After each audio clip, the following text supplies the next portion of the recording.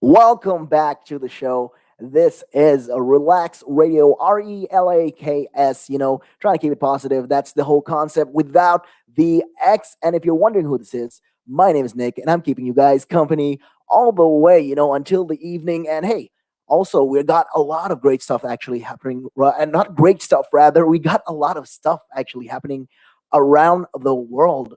And one of the things I want to be talking about today is Sarah Everard, and the new safety measures they're trying to implement after her killing. And in case you're wondering what that is, back in March 3rd, that's like 2 weeks, almost 2 weeks, 2.5 weeks ago, there was a girl called Sarah Everard, and she went missing for quite some time.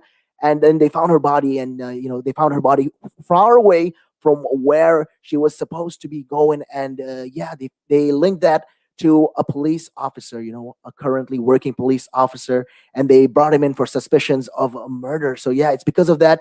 There's been immediate steps. There's been big outroars, rather, all across UK and all across the globe, rather. So yeah, they've been taking immediate steps, aimed at improving the safety for women and girls in England and Wales, and it's been announced, by number 10 after Sarah Everard's death. So among them is an additional 25 million pounds for better lighting and CCTV, as well as a pilot scheme, which would see plain off clothes officers in pubs and clubs. So yeah, you can get to see more cops and more of the police, trying to stay undercover in very casual civilian clothing, so they can track down and crack cases like this even before it begins. So yeah, there's been campaigners, that say that the money is not enough and has called for institutional changes. So yeah, the Labour said, meaningful changes to law are needed rather than plans involving police officers in skinny jeans. So yeah, it comes after hundreds of people protested, rather,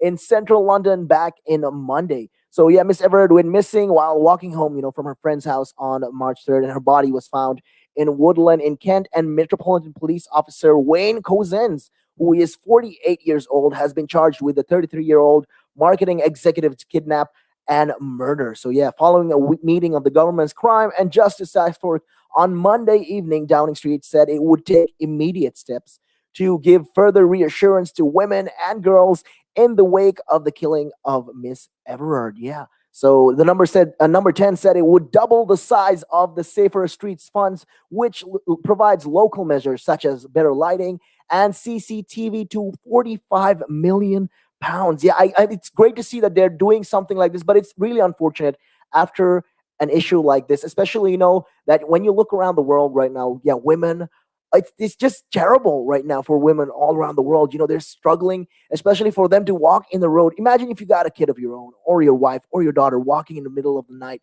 and you're not quite sure, you're not, you don't feel like she's safe because you're not sure of other men either. So that's the exact problem that women across the globe are feeling. They're having this same issue, that they're being harassed.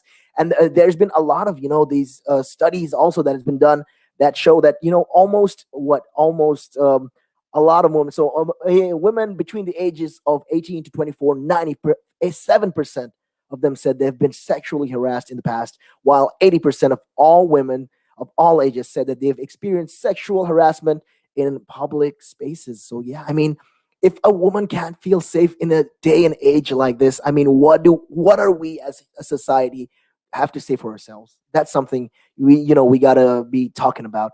So yeah, they found her body. This came after there's been so many hundred protests, and people have been talking about it and raising their voices and be like, how can women feel safe? And it's because of that they're trying to implement all of these, these these precautionary methods, like better lighting and CCTV cameras, and undercover police, that are going to be sent to clubs, bars, popular night spots to relay intelligence, about these predatory or suspicious offenders to uniformed officers in pilots of so-called Project Vigilant. So yeah, they rolled out this across the country, and they're planning to implement this. So there's going to be basically police officers undercover in like these clubs, bars, pubs, and all of that.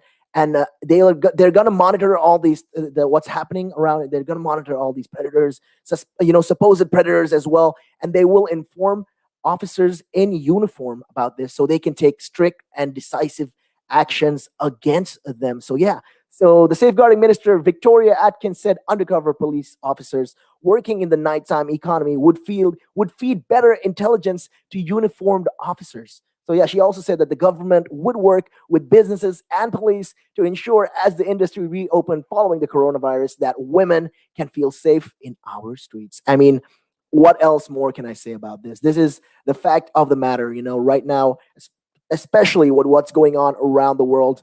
People are just not feeling safe, especially with all these statistics that show that women are not safe, that 18 to the age of 24, 97%. That's a very staggering number of people, who've been harassed in their past.